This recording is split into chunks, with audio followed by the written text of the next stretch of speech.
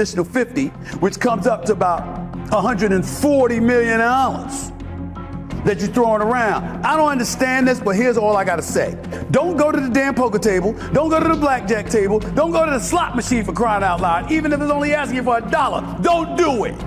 Stay the hell out of the casino other than your performance. That's another piece of like what Floyd has done with his money after his fight career. Now, there is the lawsuit that Floyd is in with Showtime, and I don't think Al Heyman's a part of the lawsuit, even though he blames Al Heyman in a lot of the lawsuit for stealing his money. We're $340 million. We'll see if anything materializes out of that, or if Floyd just spends more money out of his ass. How does he owe you the money? Why don't you just like... Here's what happened. He pre-sold the fight using my likeness to some company in, I think, Dubai or like the Middle East. This is my understanding of it, for $10 million cash. We ended up doing the fight in the States with a different company. That is the company that put on the fight. The collapse of the billion-dollar illusion in the ruthless world of combat sports. The hardest punches don't always land inside the ring. Sometimes, they arrive in the form of devastating bank statements and foreclosure notices. For years, Floyd Money Mayweather meticulously crafted an aura of invincible, limitless wealth, flaunting multi-million-dollar watches, private jets, and duffel bags overflowing with cash. But the foundation of that billion-dollar illusion is violently cracking.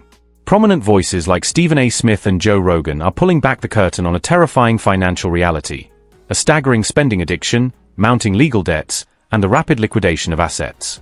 The undefeated king of the ring is reportedly bleeding money, forcing him out of a comfortable retirement and back into the unforgiving business of taking punches just to keep the lights on. You look at it from that standpoint and you say, wow, you're blaming them when in fact it's really, really you, because you can't do what they do every day. Maybe you should go to them to get some lessons. It's a spending issue, not an income issue. Yes. You know, the economics of recklessness. To truly understand the alleged downfall of Floyd Mayweather's empire, one must analyze the brutal economics of an unchecked lifestyle. Analysts are pointing out that Mayweather's problem was never an income issue. It is a catastrophic spending issue. When your daily baseline requires private jets, custom-built mega mansions, and $35 million timepieces, even historic, record-breaking fight purses evaporate with terrifying speed.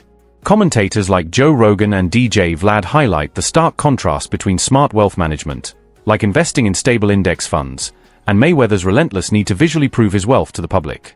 This relentless flossing has allegedly trapped the undefeated champion in a vicious cycle, turning his golden years into a desperate scramble to outrun his creditors. He sold our fight with my name and likeness to someone else in Dubai for $10 million cash.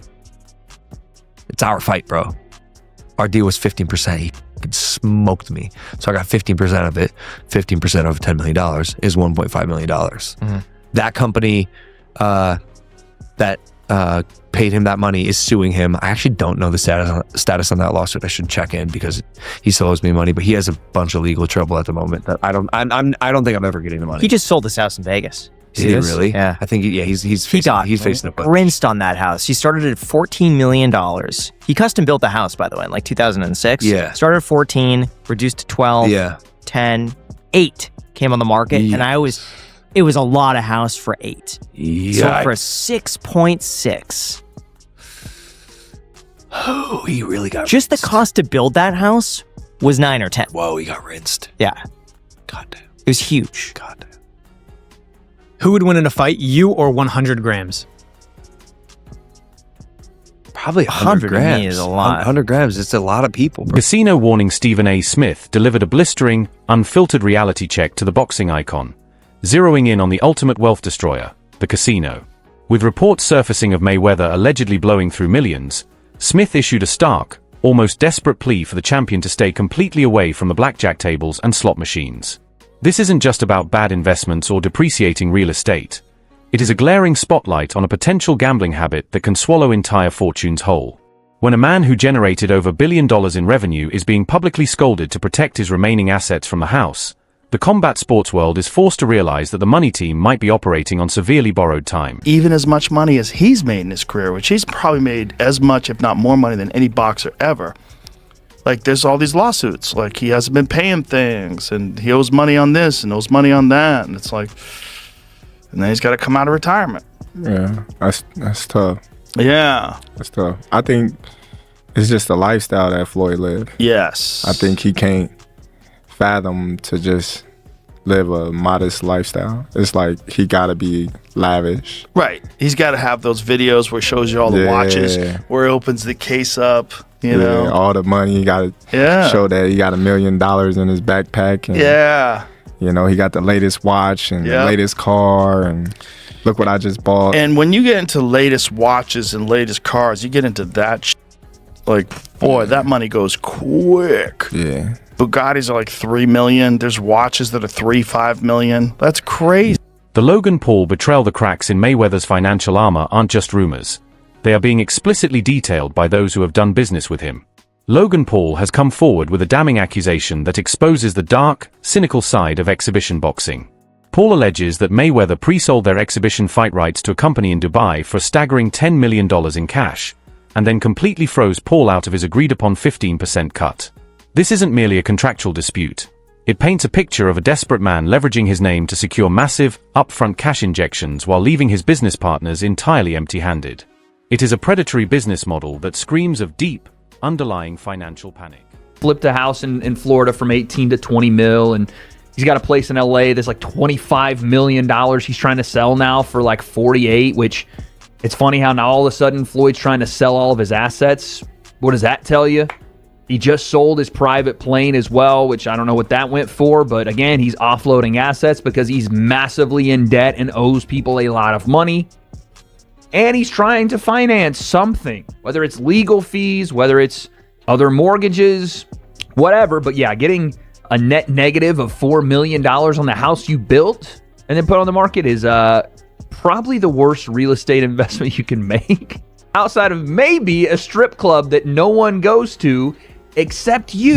The liquidation of a kingdom. When a billionaire starts quietly selling off the crown jewels, the market takes immediate notice.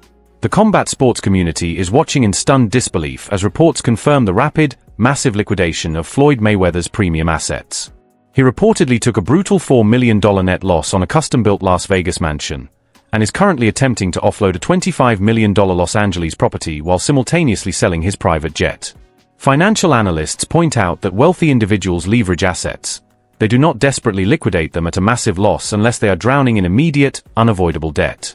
The king is selling his castle piece by piece, proving that the bill for a decade of unparalleled extravagance has finally come due. It's like who everyone else gets their stuff from. And he told me, and I'm not going to say who it is, he's like, Mayweather's broke. I said, no. He's like, no, really, Mayweather's broke. Now, I don't know if it's true. Right. This is what this guy told me. I'm like, how could he be broke? He's like, yo, he spends like crazy. Yeah. Spends like crazy. I mean, it only could go but so long. I mean, and you're not fighting. Yeah. Because I don't see Mayweather even doing any goofy shit like that. But you would think that your investments would continue to grow. Right. As long as you keep your spending under wraps. Like right now, like I could retire right now. This could be my last interview ever. Right. And with my investments, you know, I invested into a lot of great companies like Google and Amazon and Tesla over the years, and those companies have all grown and continue to grow, right? And I could actually borrow money against my stock portfolio without even selling my stock. The $340 million Hail Mary amidst the reports of foreclosures and unpaid jewelers. Mayweather has launched a massive, unprecedented legal strike that reeks of financial desperation. In a shocking move, he has filed a staggering $340 million lawsuit against his former broadcast partner Showtime, alleging a massive misappropriation of funds from his historic pay-per-view events. Observers are heavily questioning the timing and validity of this multi-million-dollar legal war. Is this a legitimate attempt to recover stolen wages from a complex corporate conspiracy, or is it the ultimate legal Hail Mary from a fighter desperately trying to inject capital back into a rapidly depleting bank account before the walls completely close in? What you don't want to do, what we've seen Mike Tyson do against Jake Paul, is you don't want to get in that ring and you having driven that car in so long that the engine runs hot, you know? So both these guys, I think they're more than anything, they're trying to show us how serious they are about doing it again against one another. So, Sean, how shocked were you when you found out that Floyd was coming back? Last time he fights is in 2017 against Conor McGregor. The guy has not fought, I said more than a decade, almost a decade, I should have said, in almost a decade. Even when you're Floyd Mayweather, That's got to be a hard thing to do, and especially when you're 49 years old. So there's some really good pros about it. You know, he's done some exhibitions. He's shown that he still has the abilities that he's had. They're clearly not what they used to be, but they're still there. You know, and then beyond that, the fact that he lives a good, clean life. The keeping up tragedy, the tragedy of athlete bankruptcy, is a tale as old as professional sports itself. And Joe Rogan draws a chilling parallel between Mayweather's current alleged crisis and the heartbreaking downfall of former champion Iran Barkley. The constant, suffocating pressure to keep up with the Joneses, to constantly outspend your peers and validate your status through diamond-encrusted chains and luxury cars, is a psychological trap that destroys even the most lucrative careers. Mayweather built his entire post-Olympics identity on the concept of limitless cash. Now, that exact persona has become a gilded cage. He cannot afford to live a modest lifestyle because admitting financial restraint would completely shatter the mythical money brand he spent 20 years building. Nuts. Crazy. I remember Iran Barkley was talking about that. Iran Barkley, when he was in his prime, was hanging out with all these professional athletes, and everybody was getting diamond-crusted chains and this and that, and he was keeping up with these people. Like, you got to keep up with the Joneses. And he just found himself, like, draining all of his money. He was talking about it like that was the biggest detriment to him being able to save any money. Mm-hmm. They trying to keep up. Yeah. Which I thought was funny when I was listening to this conversation with Chad Ochocinco. He was talking about it. He was like, his jewelry fake. Yeah, he was wearing fake jewelry. But who would know? What's that? Who would know? He no Chad one know. Ochocinco. Exactly. It's fake like when jewelry, they look at him like flying economy. He was sleeping at the stadium, like, so he didn't have to pay for an apartment. So smart. Yeah. So clever. The return of the desperate king when a 49-year-old, retired, undefeated legend signs a massive 3-fight deal. It is rarely born out of a renewed love for the sport. It is almost always dictated by the balance sheet. Sean Porter and other boxing insiders view Mayweather's sudden return to the ring as a stark admission of financial necessity. Getting back into a grueling training camp and risking physical damage nearly a decade after your last professional bout is a brutal reality check. While Porter believes Mayweather's clean lifestyle leaves him capable of surviving these exhibitions, the underlying truth is inescapable. The man who claimed he would never have to take another punch for paycheck is being forced back into the line of fire simply to service his overwhelming debts. I assume that Mayweather was in a similar spot because he made so much cash, and if you invested even in common stocks, you should do pretty well. But I mean, listen, Mayweather never flies commercial. He's only flying private. So he doesn't own his own plane? I don't think so. I've never seen a Mayweather plane, like a Drake plane. I've never seen that. Not to say that he doesn't. I don't know Mayweather like that. I've never even met him. So I don't know. I mean, you have a lot of properties. You have a lot of money you're constantly spending. Right. I don't know. Remember at one point he said he was buying like the jewelry district building. Yeah, and they said that wasn't true. Yeah. I don't know, man. I don't know this man's finances, but this guy told me that Mayweather is in financial problems. See, here's the shitty part about actually losing your money when you're on that level and you're, kind of like flossing and showing off. Nobody gives a shit. Like, there are people actually praying for you to be broke. The spectacle over sport, the announcement that Floyd Mayweather will be participating in an exhibition bout against Mike Tyson has left boxing purists deeply conflicted. Analysts are bluntly calling this matchup one of the most utterly bizarre, money-motivated decisions in combat sports history. Bringing back two aging legends for a glorified sparring session on Netflix isn't about advancing the sport of boxing. It is a blatant, cynical cash grab designed to exploit the nostalgia of the masses. While the spectacle will undoubtedly generate massive viewership and much-needed revenue for both men, it feels fundamentally demeaning to the pristine, untouchable legacy that Mayweather spent his entire youth bleeding to protect. Way back, again 5 years ago now, but that was like the initial rumblings around that fight. And what Floyd did was use Mayweather Promotions to bring them this fight and say, if you'll front us this money, we'll put this fight here. They fronted him the money. He took the money, had the fight at the Hard Rock in Miami with Fanmio instead. That was the company that put it on, Fanmio. And Logan saw none of that front end 10 mil, and the people that paid Floyd the 10 mil never saw a dime back. It's nasty work what he did. But this has been like one of Floyd's MOs, is that he leverages his fight name or his quote unquote assets, and which is what, a lot of wealthy people do. They leverage their assets to take out bigger loans or, whatever. But Floyd does it in such a reckless way that no one ever sees return on it. He just takes money. It isn't a loan. He's stealing. He didn't have provisions in place. I've talked about this, ad nauseum over the last couple of years, but the fact that we actually get some details on this from Logan is hilarious. Our deal was 15%. He smoked me. So I got 15% of it. 15% of $10 million is $1.5 million. That also, the fact that Logan agreed to 15%, he's got that manager, Jeff, who says, I make the big deals. He got absolutely rinsed on that deal. But also, Graham has some important information about Floyd Mayweather. And again, his, I wouldn't say shitty business dealings, but how bad he is with money. Let's keep listening. Company that paid him that money is suing him. I actually don't know the status on that lawsuit. I should check in because he still owes me money, but he has a bunch of legal trouble at the moment. That I don't think I'm ever getting the money. He just sold his house in Vegas. Did he really? Yeah. I think he's The Netflix savvy despite the heavy criticism from boxing purists. The business strategy behind Mayweather's return is undeniably brilliant in its execution.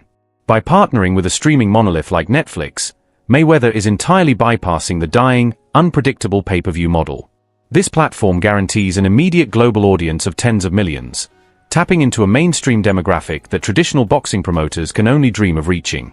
Analysts recognize that while the fights themselves may be highly choreographed spectacles, the sheer scale of the Netflix distribution model could provide the massive, guaranteed financial injection Mayweather desperately needs to finally stabilize his sinking empire and escape his mounting legal warfare. Especially given the fact that I think Floyd Mayweather made close to $1 billion in his career. I mean, his career earnings are absolutely insane. His activities since then almost feel kind of demeaning to his legacy, I suppose you could say. Well, I can tell you that I did a little digging, and actually there are a number of lawsuits that are currently active against Floyd Mayweather Jr.'s name, and they're worth a significant amount of money. From controversies around endorsing certain cryptocurrencies, to millions of dollars worth of unpaid luxury items, and even allegations of unpaid luxury apartment rent. These are all alleged, and these are all the cases that currently exist against him. There's no record of some kind of settlement, and as far as I know, a lot of these are ongoing. To add to that, Mayweather even lodged his own case against Showtime,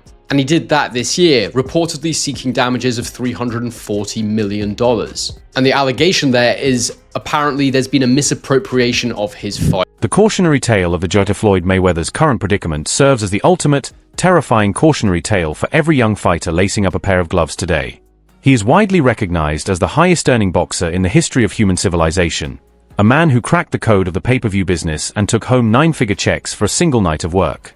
Yet, the brutal reality being exposed by financial insiders is that no amount of unprecedented wealth can outpace catastrophic money management. If the smartest businessman inside the ropes can find himself drowning in high-interest loans and foreclosures, it proves that financial literacy is the only true defense against the inevitable, unforgiving decline of an athlete's earning potential. Of it is to do with just the basic thing of money. The fact that they both need money. Mayweather probably needs it a little bit more than Pacquiao does, but it's there no matter what. One of the strange truths about this one coming into it is they're both going to be having exhibition bouts in the next couple of months. Pacquiao is randomly taking on Ruslan Provodnikov, who some of you may remember was a champion at 140 pounds. And Mayweather's taking on Mike Tyson of all people. I mean, that's the most money motivated thing I've ever heard. It's utterly bizarre.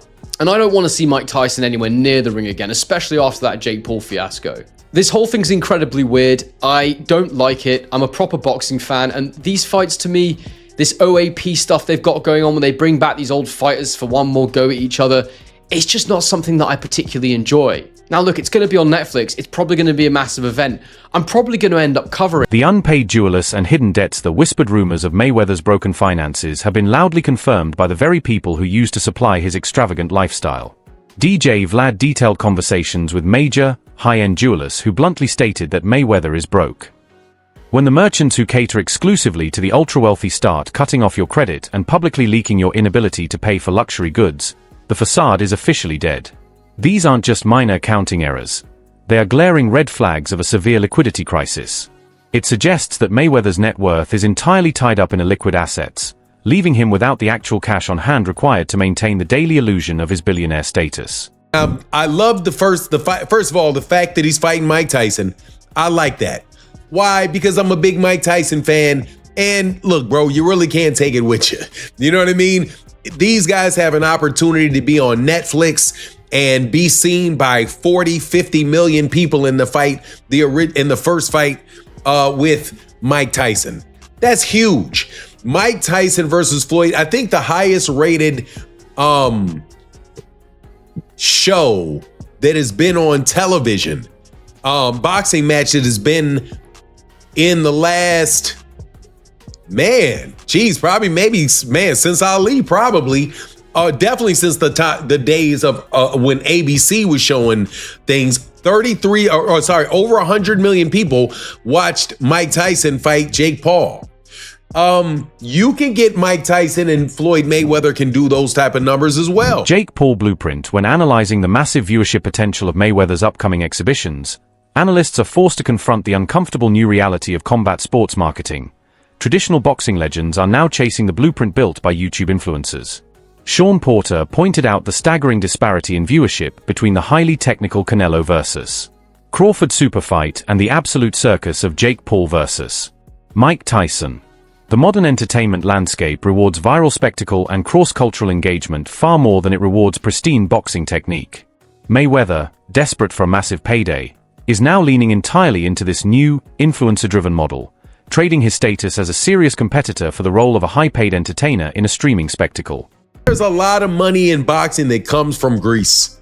Okay, a lot of money is credited to Saudi Arabia for investing in boxing. The $54 million anchor. The sheer scale of Mayweather's alleged financial mismanagement is staggering to comprehend. Business Insider reports indicate that the undefeated champion has taken out an unbelievable $54 million in loans at a suffocating 9% interest rate, money that has reportedly gone completely unpaid. This isn't a minor dip in cash flow. It is a massive, incredibly toxic financial anchor dragging his entire estate underwater.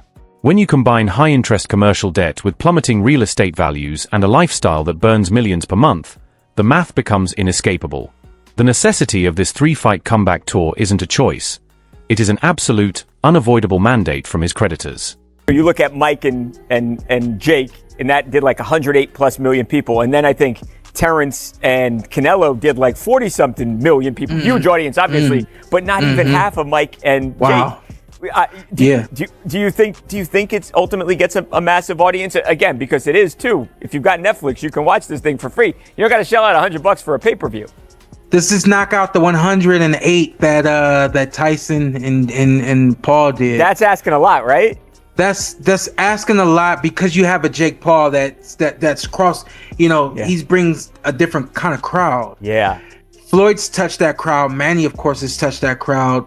But I don't think they're going to pull in 108. Yeah. They 100%, without a shadow of a doubt, they'll do more than 40. I can see them doing maybe 60, 80. But 100 is a little hard to imagine. But it is Netflix. Predator becomes the prey throughout his career. Floyd Mayweather was the ultimate apex predator of boxing negotiations. He famously dictated terms, manipulated promoters, and squeezed every possible dollar out of his opponents through masterful contractual leverage. But now, the tables have violently turned.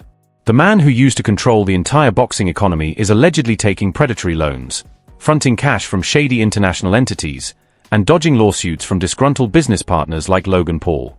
The ultimate A-side of combat sports has lost his leverage, forced to accept whatever exhibition spectacles the streaming platforms and foreign investors are willing to offer just to keep his sinking ship afloat.